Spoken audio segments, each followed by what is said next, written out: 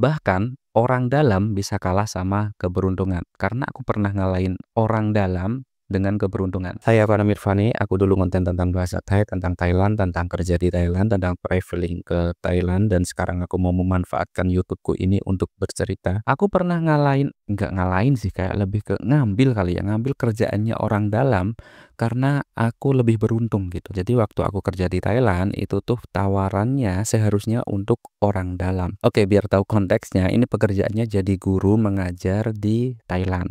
Thailandnya di Thailand Selatan di daerah Patani. Nah, waktu itu di daerah Patani terutama itu kebanyakan sekolah-sekolah itu punya yang namanya hubungan kerjasama sama kampus-kampus di Indonesia. Jadi banyak tuh.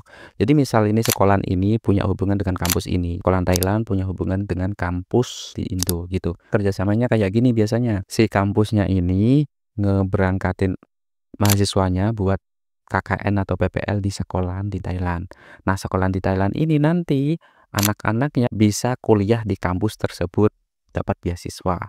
Nah, bisa dilanjut lagi dengan kalau sekolahan ini butuh guru untuk mengajar, bisa diambilin dari lulusan kampus ini. Begitulah biasanya waktu itu. Sekarang mungkin masih. Nah, kebetulan ada sekolah di Thailand lagi butuh guru, lagi buka loker guru bahasa Inggris buat ngajar di sekolahan ini. Nah, sekolahan ini ngabarilah ke kampus yang diajak kerjasama gitu kan.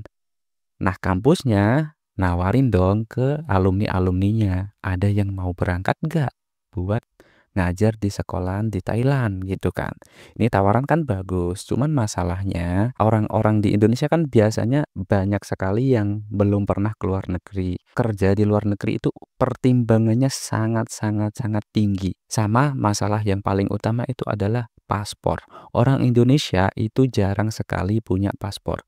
Kenapa jarang punya paspor? Kalau dibandingin sama orang Thailand, Malaysia, mereka itu banyak yang punya paspor karena Thailand, Malaysia itu bisa dengan jalan kaki, naik motor, naik mobil kan bisa. Jadi nyebrang-nyebrang tuh gampang, dan nyebrang harus pakai paspor. Karena mau keluar dari Indonesia pun itu minimal naik pesawat dia kan. Susah sekali itu. Kalau dari orang Malaysia ke Thailand atau sebaliknya itu kan bisa tinggal naik motor, naik mobil. Nah, bisa gitu. Jadi orang Indonesia banyak yang nggak punya paspor.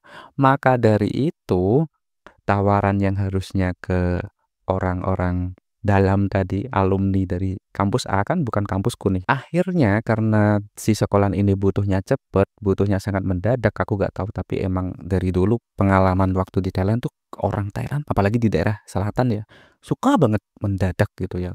Pengen ini, ayo, gini, ayo, ayo pergi sekarang gitu. Enggak, entar pergi ya, kayak gitu. Sering banget mendadak. Nah, loker ini tuh sangat-sangat mendadak sekali. Jadi mungkin karena itu orang-orang alumni-alumni di kampus tersebut nggak bisa gitu.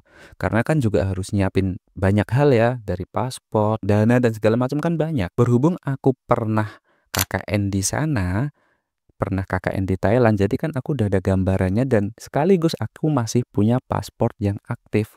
Aku KKN 2014-2015, nah tawarannya di 2017. Jadi masih aktif tuh sampai 2019, waktu itu 5 tahun paspornya. Nah, pas aku KKN itu ada satu temanku, teman KKN dari beda kampus, itu udah kerja duluan di sana. Jadi waktu aku masih kuliah kan, aku kuliahnya lebih lama ya. Orang-orang kuliah 4 tahun, aku kan 5 tahun. Nah, pas 4 tahun lulus, mungkin dia langsung kerja di sana. Dia balik ke sekolahan waktu tempat KKN-nya. Nah, aku masih ngelanjutin kuliah. Waktu itu, waktu aku lulus, aku nanya ke dia, ada kerjaan lagi gak di sana gitu kan. Waktu itu kan lagi nganggur-nganggurnya ya, dan aku pengen ke Thailand lagi gitu, kerja di sana gitu, ngajar. Pas itu nggak ada lokernya. Nah, kebetulan si temanku ini itu kenal sama salah satu orang di kampus ini gitu, dosen kira-kira kayak gitu. Jadi kan kampusnya ini nggak nemu nih ya, dari alumni-alumni nggak ada yang mau. Nah, temenku nawarin gitu atau nyaranin lah. Itu ada satu orang temenku dulu KKN, coba deh tawarin, siapa tahu dia mau gitu. Jadi sebenarnya tawarannya yang harusnya ke alumni kampus ini itu jadi ke aku. Gara-gara apa? Gara-gara temenku ini. Jadi itulah pentingnya relasi ya. Jadi sebenarnya walaupun ini aku ngalahin orang dalam, aku juga dapat infonya dari orang dalam juga gitu. Tapi masalahnya gini, kita kan kayak agak gak suka gitu ya sama orang dalam gitu. Kata-kata orang dalam tuh kayak jelek gitu. Padahal bukan gitu sebenarnya. Orang dalam tuh siapa sih? Orang dalam tuh orang yang kita kenal gitu kan. Tapi emang mau gak mau tuh relasi tuh sepenting itu, networking tuh sepenting itu gitu. Dan walaupun kita punya relasi sepenting itu, skill kita juga harus dipertimbangkan. Misal aku udah dapet tawaran kayak gitu, terus aku berangkat ternyata aku nggak bisa ngajar di sana, kan akhirnya sama aja kan. Jadi mau sedekat apapun kamu sama orang dalam, kalau skill kita itu nggak mumpuni juga ujung-ujungnya dibuang. Karena orang kerja itu yang dibutuhin kan skillnya kan. Bukan cuman orang dalamnya, kamu bisa masuk tok tapi kamu nggak bisa ngerjainnya kan sama aja gitu. Nah waktu itu di sana kerjanya itu ada sistem trialnya atau sistem percobaannya.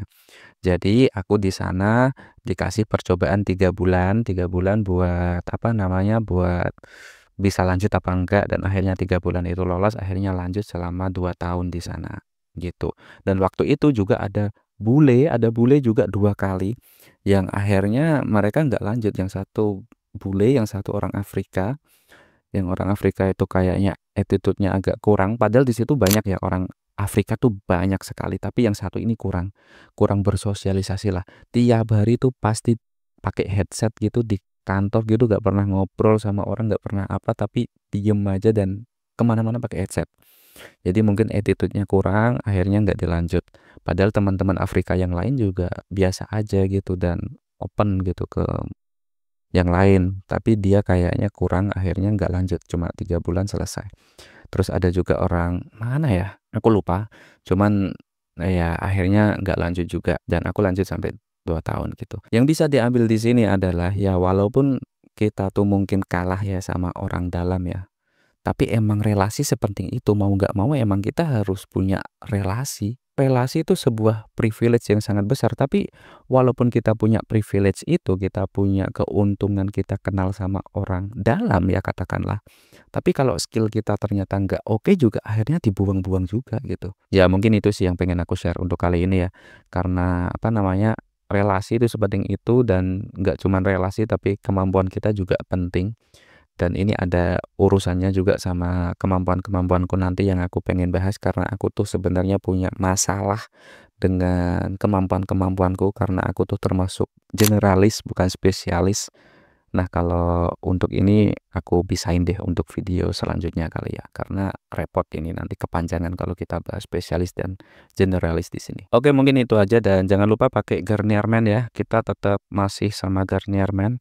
Dan yang pengen ikutan Garnier Men Creator Squad masih bisa karena nanti akan di open lagi sampai tanggal 20 ini pendaftaran. Coba aja, kali aja kamu bisa dapat pengetahuan dari konten, dapat relasi ya. Relasi itu kan penting banget, kamu kalau ikutan acara Garnier Men ini, itu kamu bakal langsung dapat relasi sama orang Garniernya langsung, sama Bang Ogut juga. Jadi manfaatinlah untuk mencari relasi di acara Garnier Men Creator Squad ini. Itu aja sih, kalau ada pertanyaan tulis di komen dan jangan lupa like, comment, share, dan jangan lupa pakai Garnier.